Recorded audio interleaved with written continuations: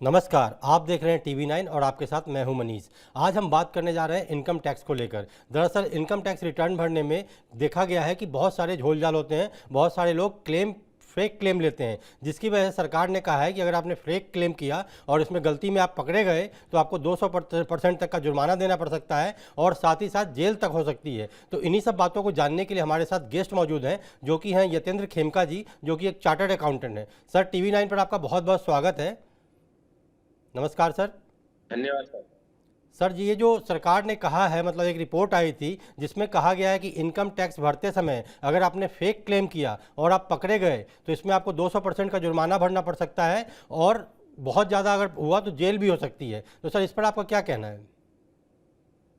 देखिए मनीष जी, ये मेन जो है पिछले कई वर्षों में ये देखा गया जी। कि बहुत सारे लोग बिना अपना जेन्युइन क्लेम हुए, बिना जी। डॉक्यूमेंट के वो क्लेम को ले लेते हैं। जी।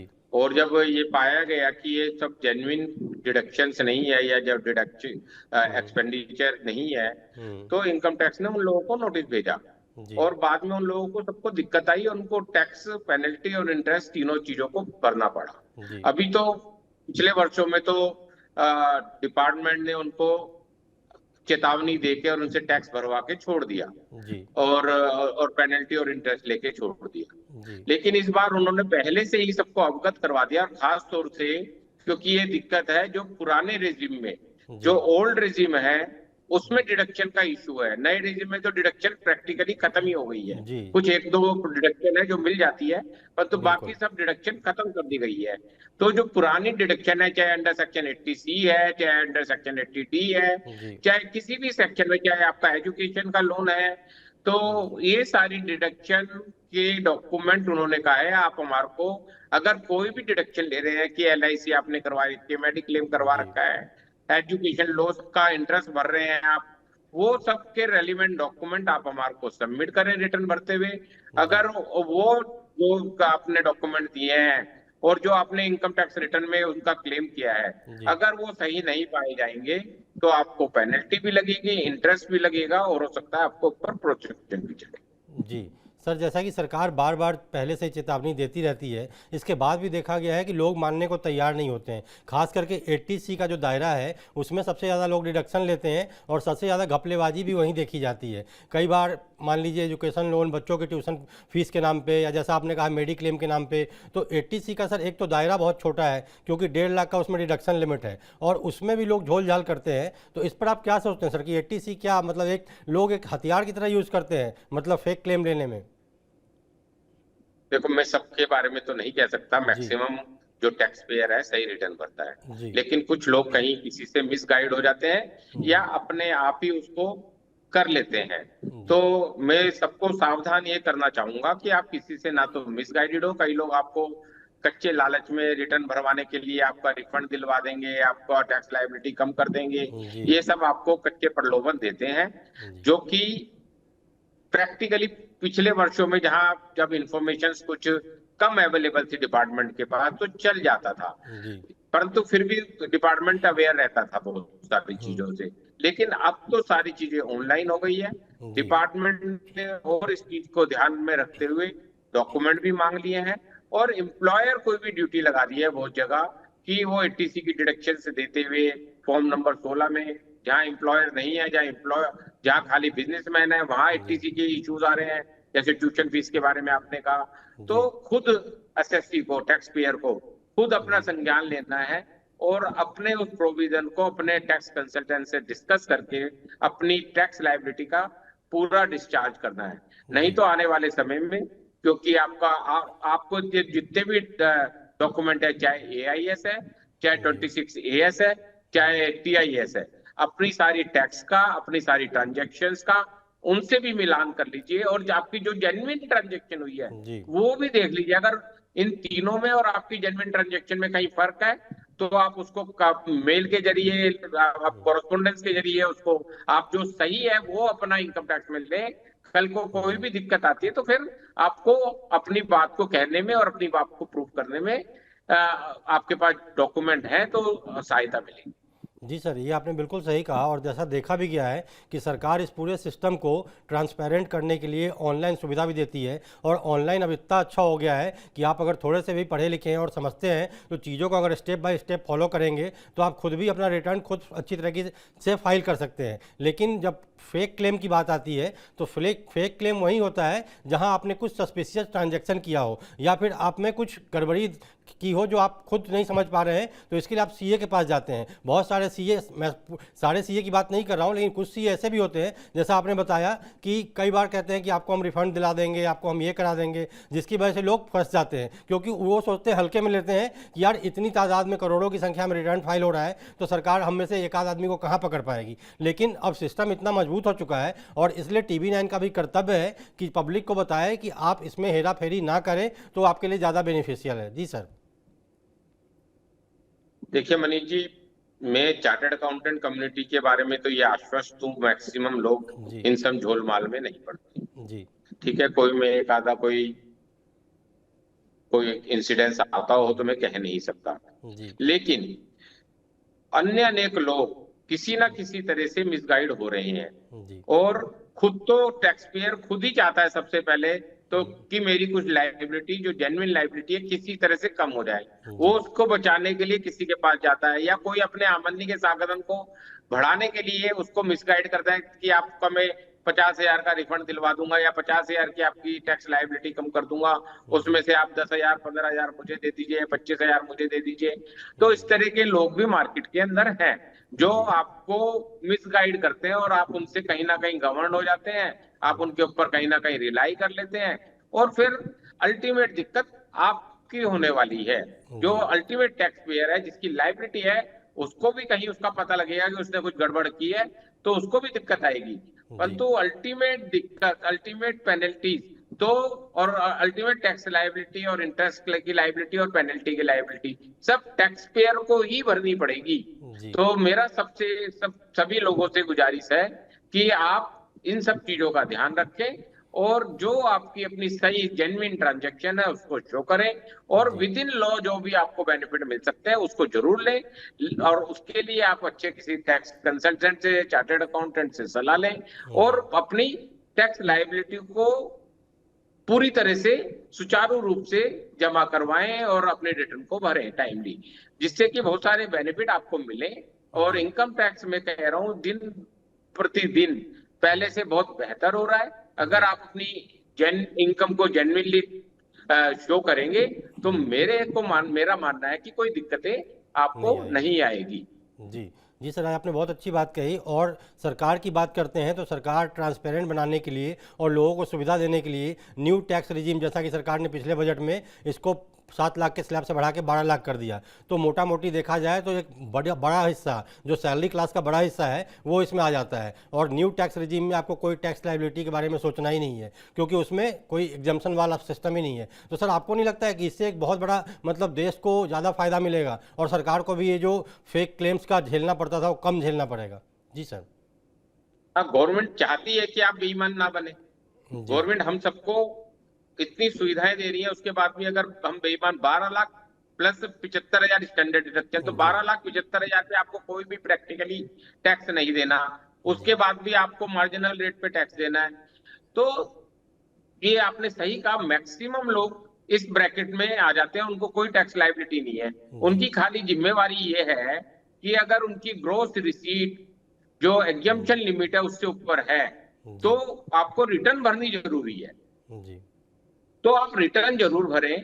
टैक्स लाइबिलिटी अगर आपकी है या नहीं है, कई लोगों को ये है कि अगर 12 लाख की मेरी टैक्स लाइबिलिटी ही नहीं बन रही, 12 लाख मेरी इनकम है, 11 लाख है या 10 लाख है तो मेरे जी को रिटर्न भी नहीं भरना।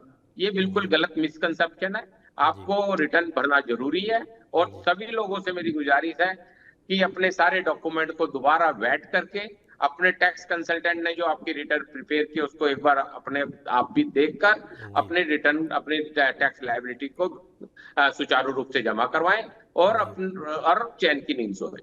जी सर, जैसा कि एज एन एक्सपर्ट आप आम पब्लिक को क्या कहना चाहेंगे कि टैक्स, जैसा आपने बताया कि आपकी टैक्स लायबिलिटी बने या ना बने लेकिन रिटर्न फाइल करना ज़रूरी होता है। तो सर एक बात और बता दीजिए कि रिटर्न फाइल करने के क्या क्या फ़ायदे होते हैं, क्योंकि कई लोगों को ये पता नहीं होता, जिसके कारण वो कहते हैं छोड़ो यार, मेरा तो कोई टैक्स बन नहीं रहा है, मुझे क्यों टैक्स भरना है, मुझे क्यों रिटर्न फाइल करना है, इन झंझटों में क्यों पड़ना है। लेकिन शायद उनको नहीं पता होता है कि इनकम टैक्स रिटर्न फाइल करने के बहुत सारे फ़ायदे भी होते हैं। जी सर।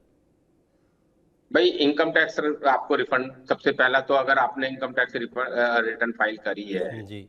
और आपने का कोई टीडीएस कटा है सपोज, हम्म। और सपोज आपकी एफडी है कोई, उस पे इंटरेस्ट पे टीडीएस कट गया है, जी। लेकिन आपकी इनकम 10 लाख से नीचे ही है, वो इंटरेस्ट की इनकम मिला के भी, तो जी। आपकी टैक्स लायबिलिटी तो कुछ बन ही नहीं रही है। जी। लेकिन आपका 10% अगर आपका टीडीएस या 5% टीडीएस कटा है इंटरेस्ट के ऊपर, तो वो रिफंड आपका वहां पड़ा हुआ है, तो आप वो तो सबसे पहले रिटर्न जमा करवाने में रिफंड आपका अगर कोई बनता है इनकम डिपार्टमेंट से, तो जी। वो आप क्लेम कर सकते हैं। जी। दूसरा, आ, कल को डिपार्टमेंट ये कहता है कि आपकी इनकम में ये ट्रांजैक्शन है, कोई नोटिस देता है, तो आप कह सकते हैं मैंने मैंने जो अपनी रिटर्न भर रखी है उसमें सब कुछ दिखला रखा है, तो जी। मेरी कोई भी ऐसी आमदनी नहीं है जो जिसके बाद मेरा कोई टैक्स लायबिलिटी आती है। तो जी। जब आप रिटर्न भर देते हैं तो डिपार्टमेंट के नोटिस आने के चांसेस और कम हो जाते हैं, जी। क्योंकि कई बार डिपार्टमेंट को लगता है कि सपोज आपने कोई प्रॉपर्टी सेल परचेज की है और उसमें आपकी टैक्स लायबिलिटी बनती नहीं है, लेकिन डिपार्टमेंट को लगता है कि नहीं, आपने इतनी बड़ी ट्रांजैक्शन कोई 1 करोड़ की 2 करोड़ की है और आपकी कोई टैक्स लायबिलिटी बनती है, लेकिन आपने जमा नहीं करवाया, तो वो जी। नोटिस भी दे सकता है। इसी तरह की अन्य अनेक ट्रांजेक्शन हो सकती है। लेकिन अगर आपने अपनी रिटर्न भर रखी है इन सब चीजों के लिए, बावजूद इसके कि आपकी टैक्स लायबिलिटी नहीं बनती, तो नोटिस आने के चांसेस कम हो जी। जाते हैं। जी। और आपकी एक जिम्मेवारी है ही कि एग्जेम्पशन लिमिट से ऊपर अगर आपकी ग्रोस टोटल इनकम है जी। तो आपको रिटर्न भरनी जरूरी ही है। तो खाली 12 लाख का मतलब नहीं है, आपकी ग्रोस टोटल इनकम से ऊपर रिटर्न इनकम है हम्म। तो आपको अपनी रिटर्न को भरना बहुत जरूरी है। और सभी से ये मैं गुजारिश करूंगा कि इसके लिए प्रॉपर सलाह लेके अपनी कैलकुलेशन करवा के अपनी रिटर्न को, अपने सारी कैपिटल गेन हो, चाहे इंटरेस्ट की इनकम हो, चाहे जी। सैलरी की इनकम हो, चाहे बिजनेस की इनकम हो, जी। अपनी कैलकुलेट करवा के जरूर जरूर अपनी रिटर्न को टाइमली जमा करवाएं। जी सर, ये तो हुई सर रिटर्न की बात। अब आते हैं थोड़ा रिजीम के और ऊपर। इसमें एक चीज और मैं ऐड करना जी। चाहता हूँ जी। कि अगर सपोज आपको किसी मद में लॉस है और हम्म। आप रिटर्न नहीं भरते, तो आप अगले आने, जैसे कैपिटल गेन में लॉस आ गया अगर जी। आपको, जी। या और किसी बिजनेस में लॉस आ गया और रिटर्न नहीं भरते, तो वो अगले सालों में आपको, और भरना भी आपको टाइम ड्यू डेट से पहले है, ड्यू जी। डेट या उससे पहले है, तो हम्म। आपको रिटर्न भरने का ये भी फायदा है कि आप अपने लॉसेस को अगले साल की इनकम से सेट ऑफ करने के लिए भी वो ड्यू डेट से पहले जमा करवाना जरूरी है, चाहे आपकी लायबिलिटी नहीं भी बनती है। जी सर, ये बिल्कुल सही कहा आपने। सर अब आते हैं थोड़ा रिजीम के ऊपर। जैसे कि अब दो टैक्स रिजीम है, एक तो न्यू आ गया, एक ओल्ड पहले से था। तो सर आपको क्या लगता है किस आदमी के लिए कौन सा रिजीम बेहतर है, क्योंकि 12 लाख का तो न्यू रिजीम में टैक्स फ्री है, उसके ऊपर न्यू रिजीम वालों को क्या फ़ायदा मिलेगा या कैसे मिलेगा, नहीं मिलेगा तो? देखो मैक्सिमम तो जो लोग आपने बताया, अगर आपकी डिडक्शंस जी। 7-8 लाख रुपए से ज्यादा आएगी हम्म। तो जाके कोई बेनिफिट आएगा, जी। अदरवाइज कोई बेनिफिट आएगा नहीं। और वो तब आएगा, उस केस में जनरली आएगा जहां एजुकेशन लोन बहुत बड़े अमाउंट का हो। जी। मुझे नहीं लगता कि मैक्सिमम रिटर्न में ये कोई चीजें आएंगी। तो हम्म। अगर 7-8 लाख रुपए से ज्यादा का आपका डिडक्शन आ रही है, जी। तो फिर आप अपनी कैलकुलेशन, क्योंकि और भी चीजें आ ठीक सकती है। हैं, तो आप अपने किसी टैक्स एक्सपर्ट पे जाएं, जी। दोनों रिजिम का टैक्स कैलकुलेट करवाएं, सारी उनको जानकारी दें, चाहे जी। एचआरए की जानकारी है, चाहे आपको डिडक्शंस की जानकारी है, जो उसमें जी। 80C भी आ गया, 80D भी आ गया, 80E भी आ गया, और सारे सेक्शंस जो और कहीं भी और कोई आपको बेनिफिट है और कोई डिडक्शंस आपकी बन रही है, हम्म। वो भी आ जाएगा। तो वो सारी कैलकुलेशन करके मुझे फिर भी लगता है कि मैक्सिमम लोगों को नया ही रिजीम शो जी। करेगा, पुराने रिजीम की जरूरत नहीं। जी। सर एक बात और ये कहना चाहूँगा, एक सवाल पूछना चाहूँगा। जैसे आपने बताया कि नया रिजीम ही सेलेक्ट करना चाहिए ऐसे लोगों को। सर आपको आवाज़ आ रही है मेरी? अन्य जी, हाँ, तो सर नए रिजीम की बात करें तो नए रिजीम में कितने सारे बेनिफिट हैं और आप माथापच्ची से ही बच जाएंगे। ना आपको कोई रेंट रिसिप्ट लगाने की जरूरत है अगर आप सैलरी क्लास है, ना आपको कोई रिसिप्ट लगाने की जरूरत है, ना LIC की पॉलिसी देनी है। तो न्यू रिजीम तो एक बेहतर सेवा है ही, लेकिन इसके बावजूद भी देखा गया है कि लोग अभी भी टैक्स बचाने के लिए ओल्ड रिजीम में जाना ज़्यादा पसंद करते हैं, लेकिन वो शायद समझ नहीं पा रहे हैं कि उनके लिए न्यू रिजीम कैसे बेहतर है। तो एज एन एक्सपर्ट आप एक बार समझाएंगे कि न्यू रिजीम सरकार क्यों प्रोत्साहन दे रही है और सरकार इसकी लिमिट का दायरा भी बढ़ा रही है बार बार, तो ये आपके सुविधा के लिए है, ना कि आपको झोल झाल करने के लिए। जी सर। मनीष जी, सबसे पहले तो सरकार ने ये जाना कि बहुत सारे लोग फेक क्लेम ले लेते हैं किसी के बहकावे में या अपनी इच्छा से, तो उसको उन्होंने खत्म करने की कोशिश की। जी और सबसे पहले उसके लिए पहल सरकार ने अपने ऊपर की और उन्होंने इस टैक्स लायबिलिटी जहां बनती है आम आदमी की, उस स्लैब को सीधा बढ़ा दिया 5 लाख से, पहले 7 लाख किया, फिर 7 लाख से 12 लाख किया। जी तो ये एक बहुत बड़ी छूट है और मैक्सिमम टैक्स पेयर हमने देखा है, मोर देन 50% टैक्स पेयर, और आने वाले समय में मेरे ख्याल ये परसेंटेज बढ़ जाएगी, क्योंकि ये अगले साल से इंप्लीमेंट होना है। जो ये साल चल रहा है, इसकी जब इनकम कैलकुलेट होगी और इसकी रिटर्न्स जब जमा होंगी, तब ये इसकी लायबिलिटी बनेगी। इस बार तो 7 लाख तक का है। अगर 7 लाख तक की बात करें तो मेरे ख्याल अभी भी कुछ लोगों को ओल्ड रिजीम में हो सकता है फायदा आ जाए, लेकिन जब 12 लाख पे आ जाएंगे तो मेरा ये मानना है कि ये मैक्सिमम आदमी को ओल्ड न्यू रिजीम ही फायदा करेगी। और नई रिजीम का फायदा ये, जैसे कि आपने भी कहा और गवर्नमेंट की भी इंटेंशन है, और as a tax payer, as a consultant मैं भी कहना चाहूंगा कि आपको ये सारे डॉक्यूमेंट सबमिट करना, सारी झंझटबाजी करना और इन सब डिडक्शंस को अब तो गवर्नमेंट ने कहा प्रूफ भी देने पड़ेंगे, वो सारे डॉक्यूमेंट इकट्ठे करके अटैच करना, तो उन सब झंझटबाजी से एक तो आपको छूट मिल जाएगी, एक आप अपनी इनकम के लेवल को बढ़ा के दिखलाएंगे। तो कहीं ना कहीं जब आप कोई लोन लेने जाते हैं हाउसिंग का या और कार का, तो आपकी इनकम बढ़ी हुई दिखलाएगी विदाउट डिडक्शन। जो आपकी ग्रोथ रिसीट है वो बैंकर को, फाइनेंसर्स को ज्यादा अट्रैक्टिव लगेगी, तो आपकी एलिजिबिलिटी वो क्लियर ढंग से निकाल पाएगा। और मेरे ख्याल वो एलिजिबिलिटी जो डिडक्शंस के बाद बनती है उससे कोई ज्यादा बेहतर बनेगी, तो आपको लोन मिलने में भी आसानी होगी। तो मेरा ये मानना है। तो और पुरानी रिजीम में तो मैंने बताया ना, पीछे तो था, इस साल भी हो सकता है कुछ लोगों को बेनिफिट हो जाए, लेकिन वो तभी होगा जब 5 लाख 6 लाख से ज्यादा की डिडक्शन आपकी बनती है, अदरवाइज कोई फायदा जनरली नहीं होगा। जी सर, लेकिन समय की थोड़ी सी कमी है सर, समय की थोड़ी सी कमी है, इसलिए आपका एक आखिरी सवाल पूछना चाहूँगा मैं कि सर ये जो बात हो रही है न्यू रिजीम और ओल्ड रिजीम, तो ये तो पता लग गया न्यू रिजीम कैसे फ़ायदेमंद है, लेकिन सर एक आखिरी सवाल कि क्या आपने न्यू रिजीम सेलेक्ट कर लिया एक बार तो आप ओल्ड रिजीम में वापस जा सकते हैं? देखो, सैलरी क्लास को कोई दिक्कत नहीं है, सैलरी क्लास इंटरचेंज कर सकता है ओल्ड और न्यू को। जी, ठीक है, लेकिन बिजनेसमैन को दिक्कत है। बिजनेसमैन एक बार अगर न्यू कर लेता है तो फिर ओल्ड में नहीं जा सकता। जी सर, तो समय की थोड़ी सी दिक्कत है, इसलिए आपका सर बहुत बहुत शुक्रिया, क्योंकि आपने इतनी महत्वपूर्ण जानकारियाँ दी हमें, और उम्मीद है पब्लिक इस जानकारी के बाद फेक क्लेम लेने से बचेगी, क्योंकि TV9 भारतवर्ष की यही मुहिम है कि आप फेक क्लेम ना करें, इससे आप ही को नुकसान होगा और देश को ही नुकसान होगा और उल्टा आप ही फंसेंगे। तो जी सर, आपका TV9 को समय देने के लिए बहुत बहुत धन्यवाद। नमस्कार सर। आपका थैंक यू सबका। जी, तो ये थे एक्सपर्ट जो बता रहे थे कि आप कभी भी फेक क्लेम के चक्कर में ना पड़े, नहीं तो आपको लेने के देने पड़ जाएंगे। और वहीं रिजीम की बात करें तो न्यू टैक्स रिजीम सरकार ने एक इतनी ट्रांसपेरेंट सिस्टम कर दी है जिसके तहत आप सारी झंझटों से बच सकते हैं, तो आप न्यू टैक्स रिजीम में बड़ी आसानी से टैक्स फाइल कर सकते हैं। जी, इसी सब जरूरी जानकारी को देखने के लिए देखते रहिए TV9। नमस्कार।